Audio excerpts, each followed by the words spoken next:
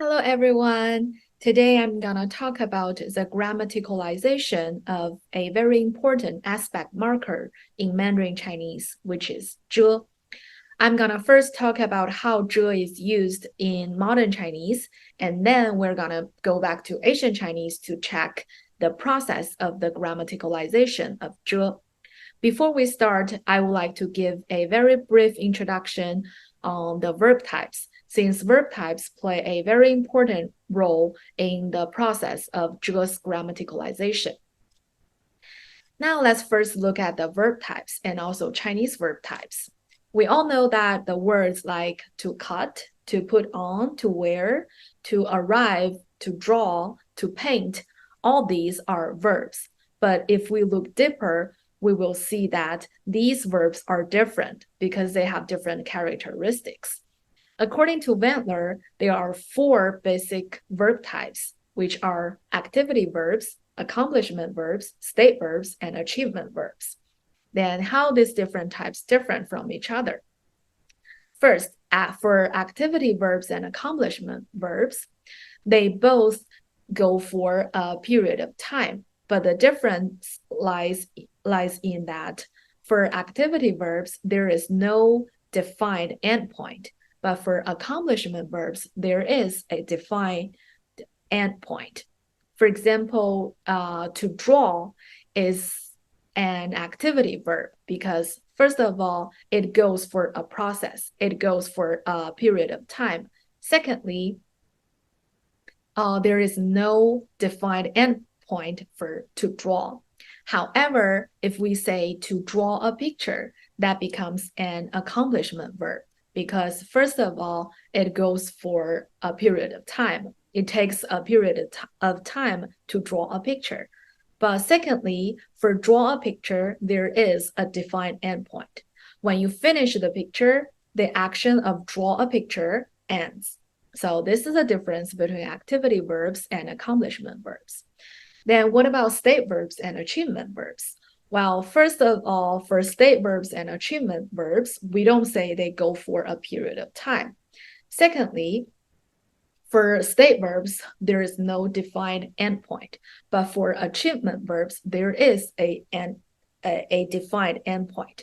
And the interesting part is that for achievement verbs, the endpoint and the start point are actually overlap.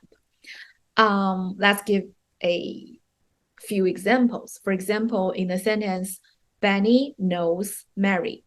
Benny knows Mary. In this sentence, know is a state verb. Is a state verb.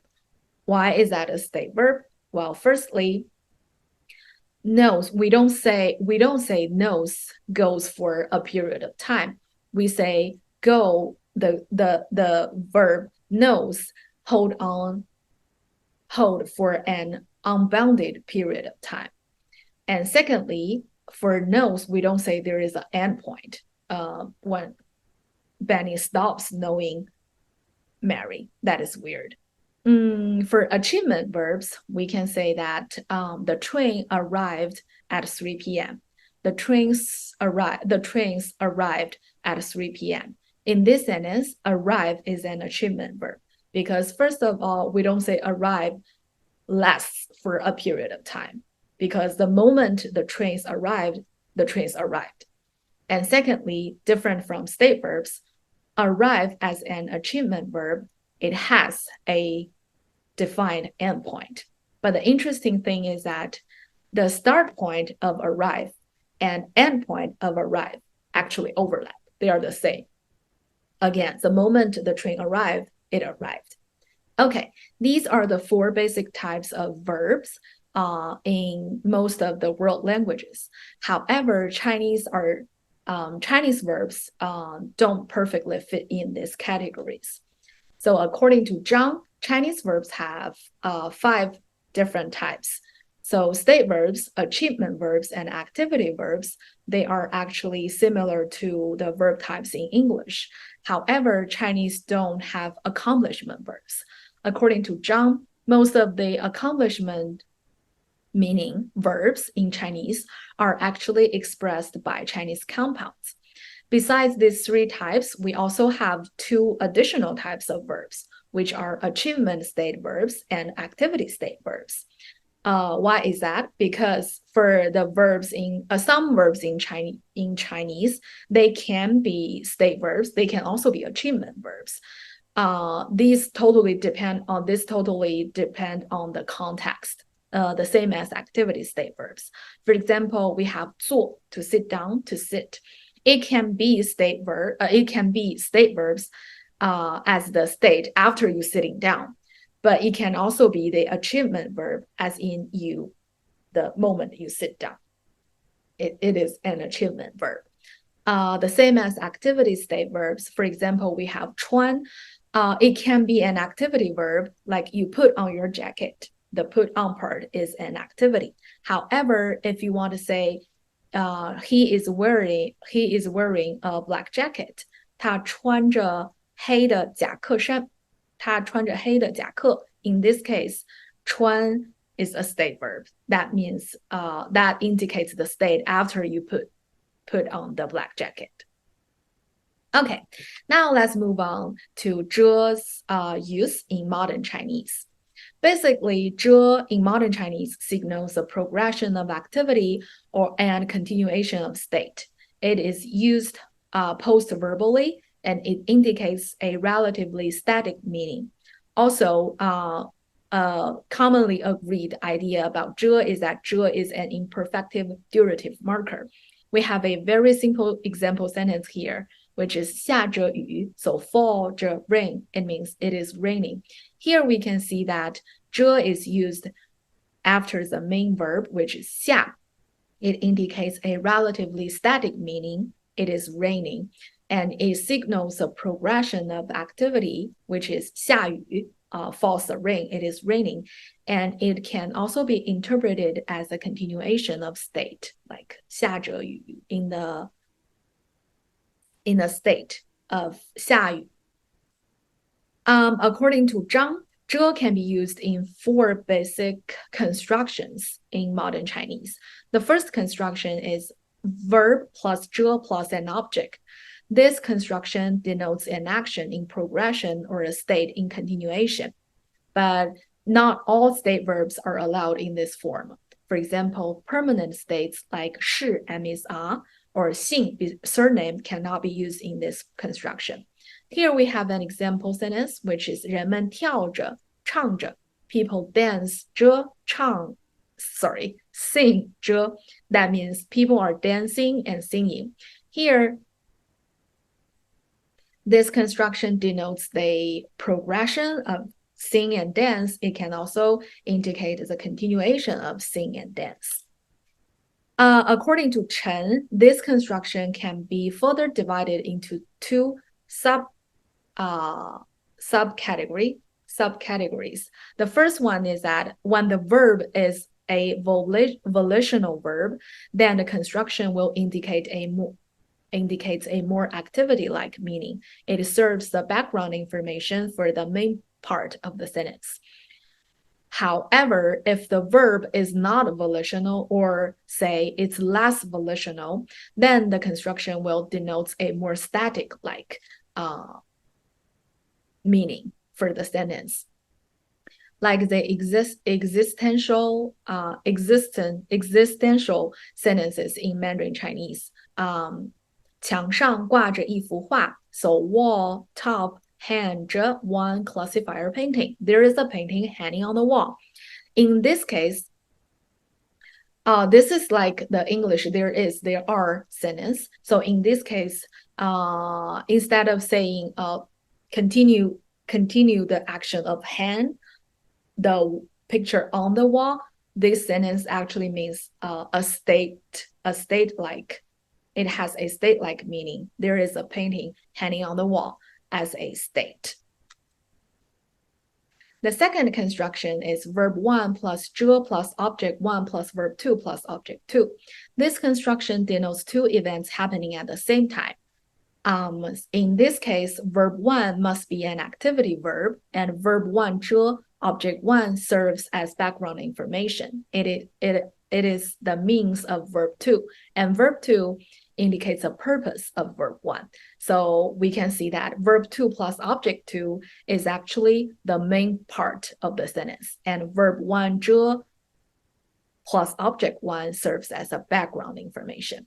Here we have a sentence like 说着看了我一眼. So 说着, 说 is a verb 1 and 看 is a verb 2. Here, give me a glance is the main part of the sentence, and 说着 while speaking serves as a background information. We have one more example sentence, 藏着不肯拿出来. So verb 1 is 藏着,藏 to hide, and 拿出来 is a verb 2 part, take out.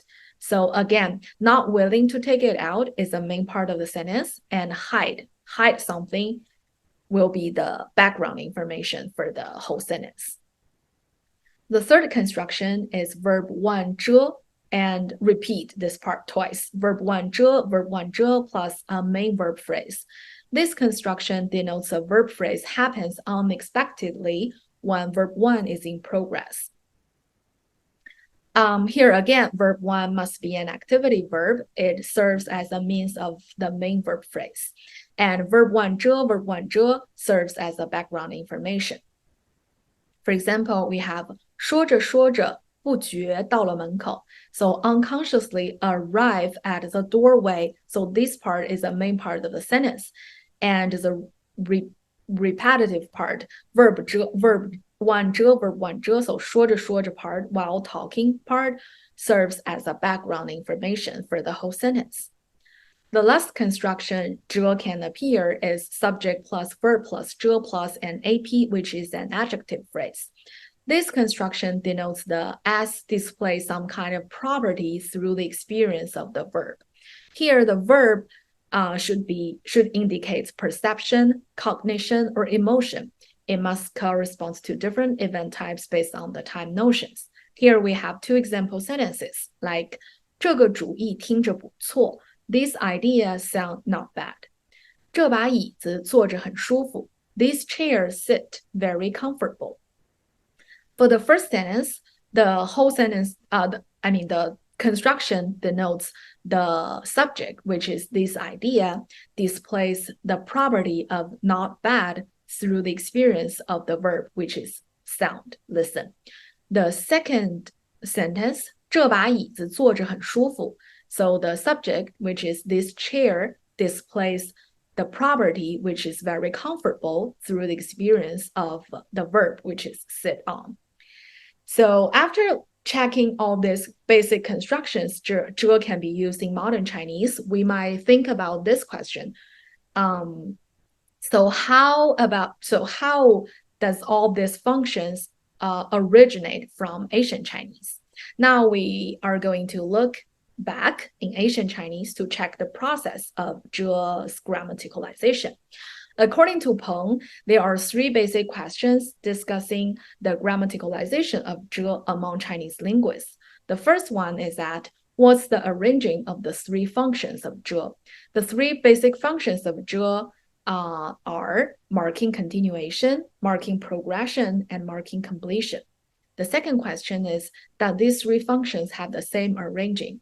The third question is that, what's the context that triggers the three different uses of zhe? Okay, now let's first look at zhe marking continuation of state. According to Sun and Peng, zhe starts out in Old Chinese as a lexical verb. It has a concrete meaning, and it means to attach to. Here we have 风行而着于土.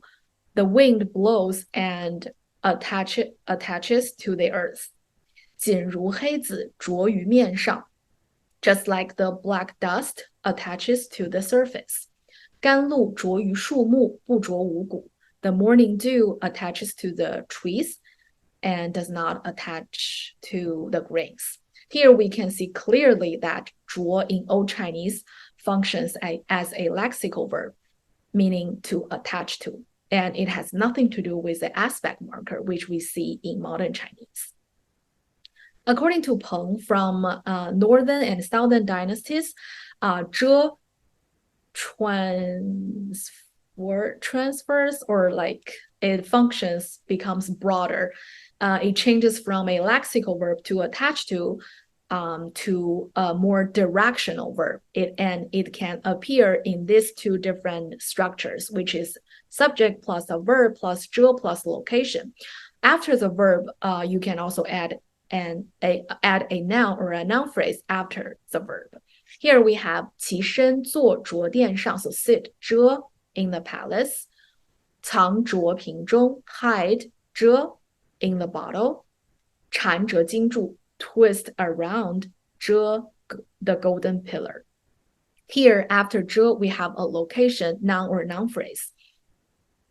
Here we can see that 遮 is more like a directional verb. It starts to be grammaticalized.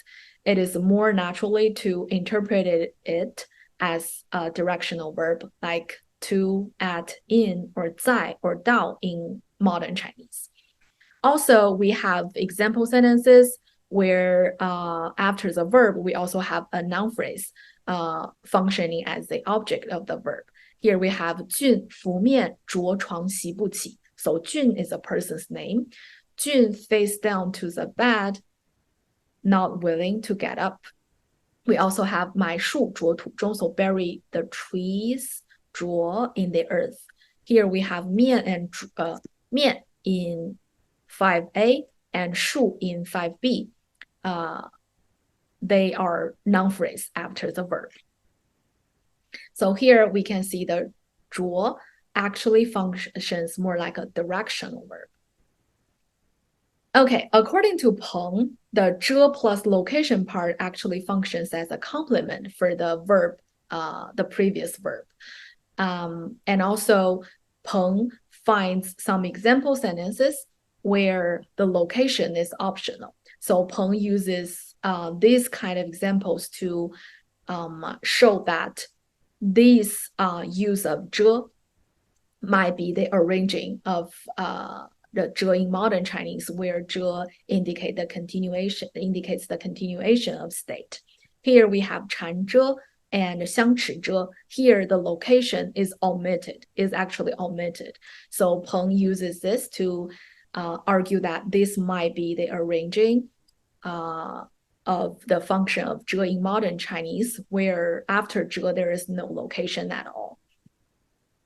Okay, according to Chen, from Tang Dynasty, the 遮 can be used not only after the achievement state verbs, but also after activity verbs. And Chen uses these example sentences in the literature to prove that 遮 starts to be more grammaticalized to function as an aspect marker, because 遮 can now appear after an activity verb. Here we have 于西坚壁上题折, so right on the western walls. 看着墙，昔日又沉. So look at the walls and see the sunset in the west.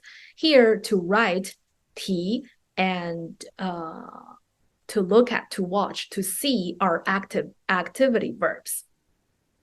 So actually, 遮 can now, after Tang Dynasty, 遮 can be used after an activity verbs. It start to be more grammaticalized and start to function kind of like an aspect marker. Okay, what about 遮 marking progression of activity?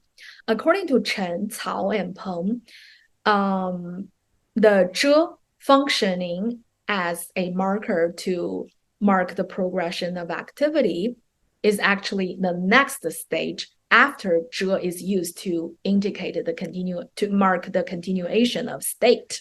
Here are the evidence.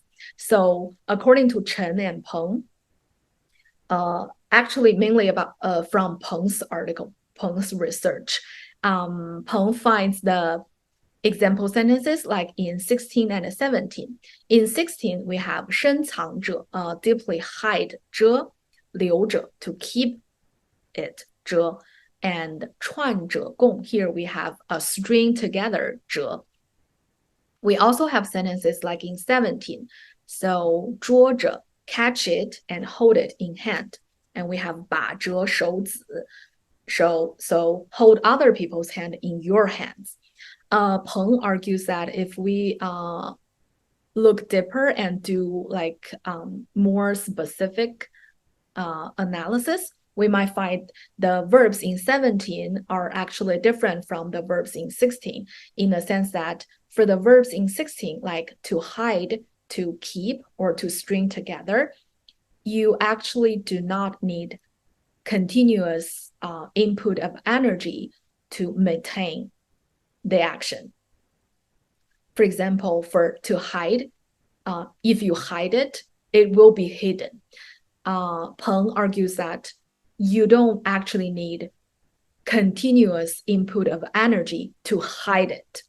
However, the verbs in 17, like 捉着, catch it and hold it in your hands, or 把着, handle, like hold other people's hands and in your hands.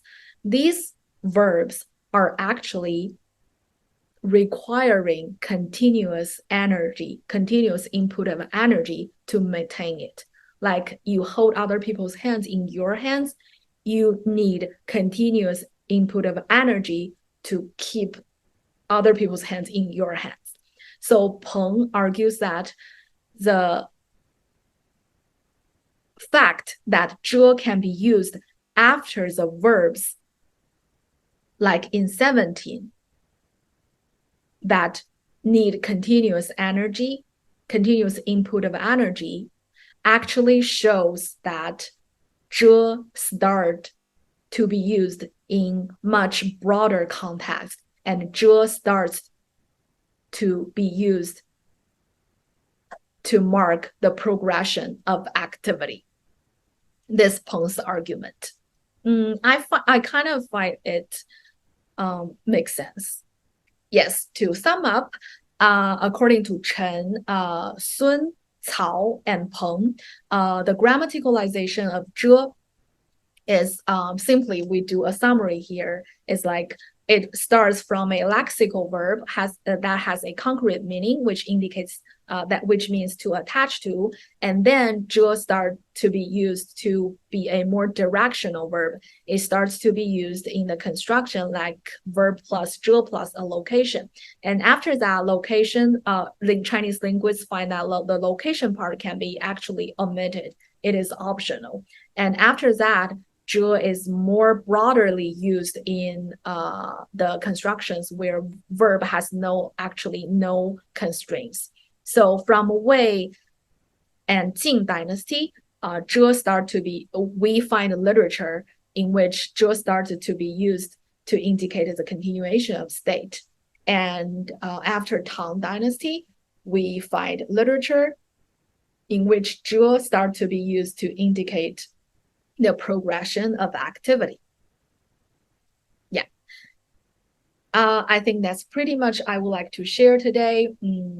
Thank you very much for listening. Bye.